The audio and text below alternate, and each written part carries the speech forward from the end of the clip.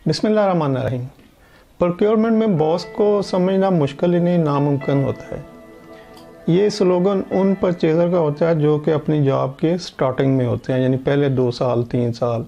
लेकिन जैसे ही वो लोग ग्रो करते हैं, अगली सीटों पर जाते हैं, स्पेशली मैनेजरियल सीट पर जाते हैं, तो फिर वो भी वही कर रहे होते हैं जो बॉस कर रहा होता था। लेकिन जिस वक्त वो इनिशियल स्टेज पे होते हैं तो वो समझते हैं कि बॉस कुछ गलत कर रहा है, वो तो शायद दिहाड़ी लगा रहा है या कुछ ऐसा गलत किस्म के ख्यालात उनके जहन में चल रहे होते हैं। लेकिन जब वो खुद मैनेजरियल सीट पर जाते हैं तो वो समझते हैं कि नहीं यार, ये तो जस्टिफाइड है। तो उस वक्त उसी तरह के आर्डर वो अपने असिस्टेंट को कर रहे होते हैं।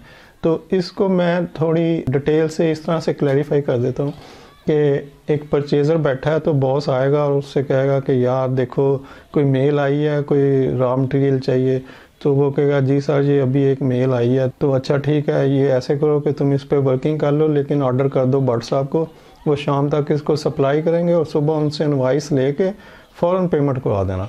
और अगर अकाउंट्स वाले ना करें तो मुझे बताना, ताकि भट्ट साहब को टाइमली पेमेंट हो जाए। अब ये जो ऑर्डर परचेज़र ने सुना है तो उसके बाद उसने आंखें घुमा के इधर उधर जो दूसरे कुलीग बैठे हैं उनसे इशारों में कुछ बात की और अंडरस्टैंडिंग ये हुई कि बॉस ने दिहाड़ी लगा ली है।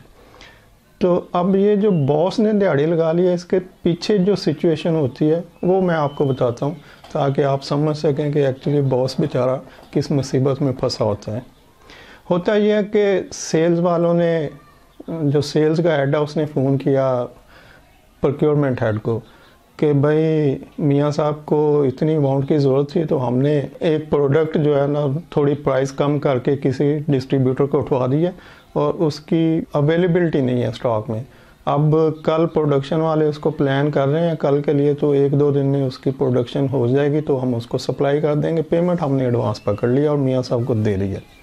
तो आप ज़रा प्रोडक्शन और स्टोर से कोऑर्डिनेट कर लें, किसी चीज़ की ज़रूरत ना हो। तो अब बॉस जब ये बात, अभी ये फ़ोन बंद ही करेगा तो स्टोर वालों का फ़ोन आ जाएगा कि सर वो प्रोडक्शन वालों ने इमीडिएटली कल के लिए कुछ प्लान कर लिया है और जो प्रोडक्ट वो बना रहे हैं उसका तो रॉ मटेरियल ही नहीं है, तो देखें क्या करना है। तो बॉस कहेगा अच्छा ठीक है यार, कोई नहीं, फिक्र ना करो, मैं देखता हूँ। तो उस फ़ोन को बंद करेगा तो मियाँ साहब का फ़ोन आ जाएगा, भाई यार ये देखो कुछ सेल हुआ है तो वो टाइमली ज़रा डिलीवर हो जाए, उसकी प्रोडक्शन को चेक कर लो।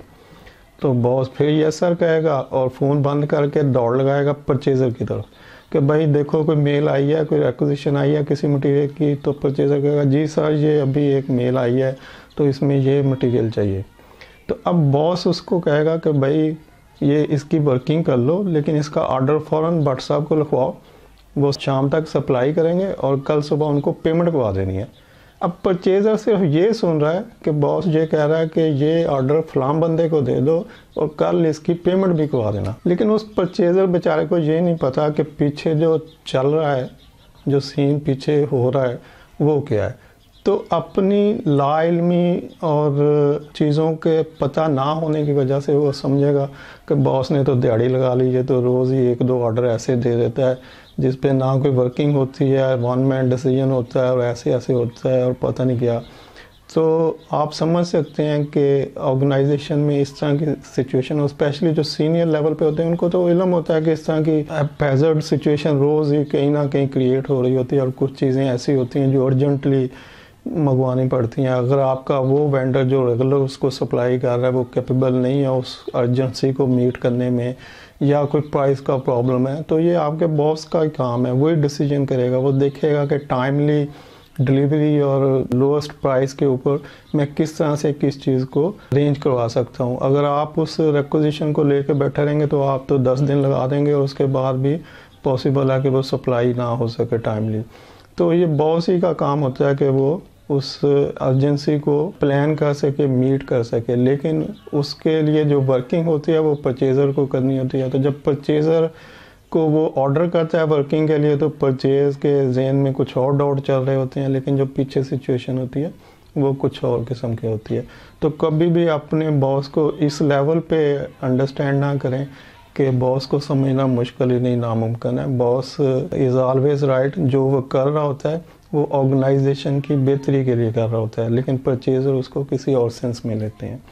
तो इसी तरह के एक दो और इंसिडेंट मैं आपसे शेयर करूंगा ताकि आपको अवेयरनेस हो सके कि जो टॉप मैनेजमेंट होती है, जो ऊपर लोग बैठे होते हैं, वो किस तरह से सिचुएशन को हैंडल कर रहे होते हैं और जो नीचे वाले काम करने वाले लोग होते हैं वो उसको कुछ और रंग दे रहे होते हैं।